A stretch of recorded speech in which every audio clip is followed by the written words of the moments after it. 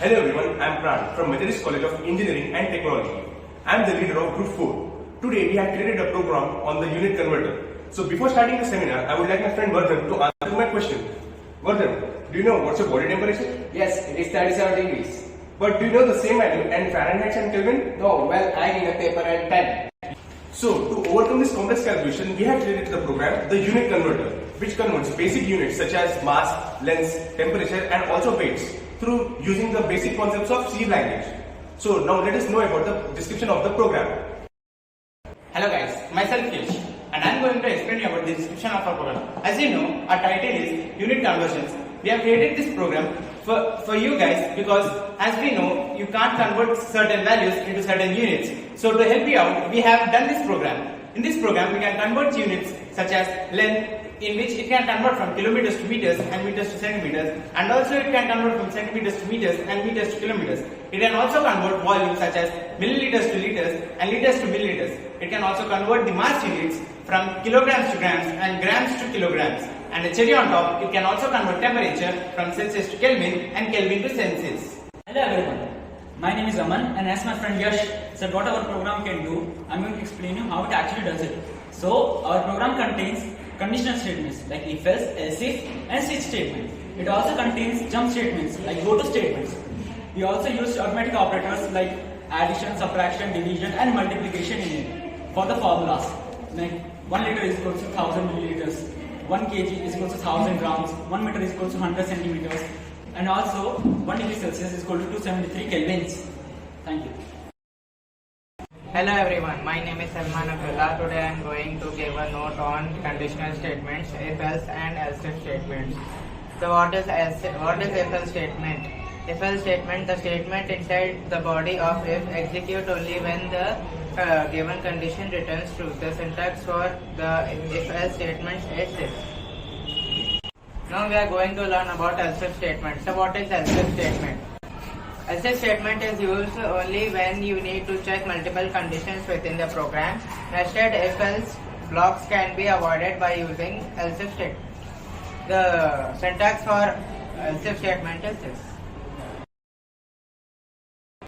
Hello everyone, I am Vikas. So now I am going to explain about switch and go to statements that we used in our program. So first we will see about the switch statement that we use in our program. So basically a switch statement allows a variable to be checked for equality against a list of values and each value is called a case and the variable being switched on is checked for each switch case, and the syntax for the switch statement is this. You can put any number of cases in the switch statement.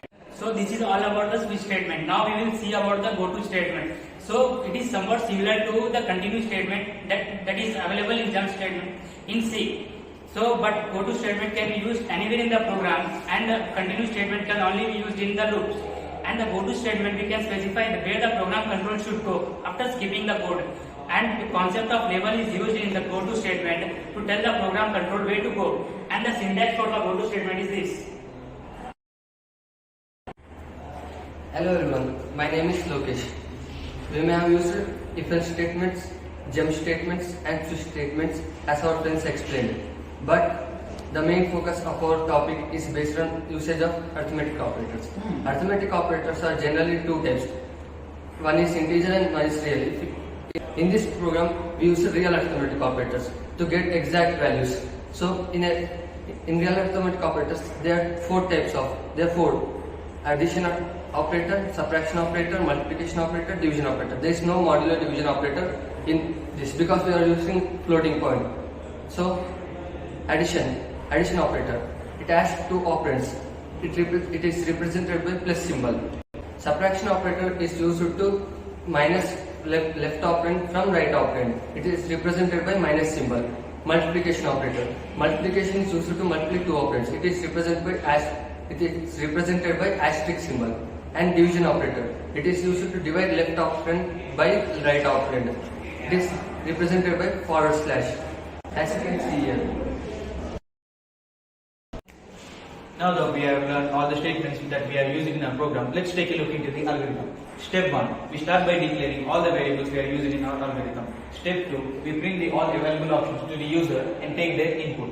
Step 3, using switch, we make list of statements for every available option and declare all the formulas to convert it. Step 4. Using conditional statement, we take input of specified units from user and convert it. Step 5. We print the value to the user. Now let's take a look into the code.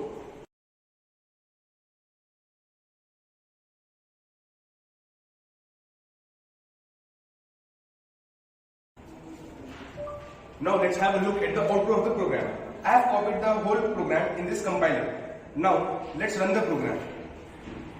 As soon as we run the program, it is showing us the different unit conversions for conversion of masses, temperatures, lengths and liquid quantities. Now I want to convert lengths, so I have to press 2. After pressing, it is asking us to input the value in kilometers, meters or centimeters. I have my values in kilometers, so I am entering 5. It is asking me to enter the value in kilometers. I am entering 69 kilometers.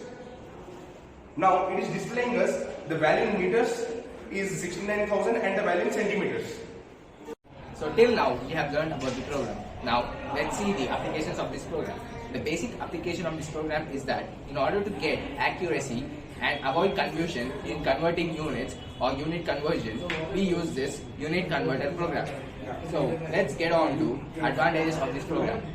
The main advantages of this program are we don't waste time in calculating because we humans tend to take a lot of time and it's a complicated procedure when we calculate.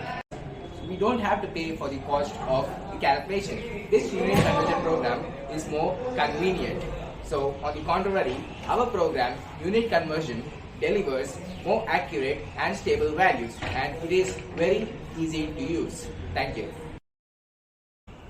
So hope you all enjoyed the seminar and all the written documents are written in the description box. Thank you. Thank you.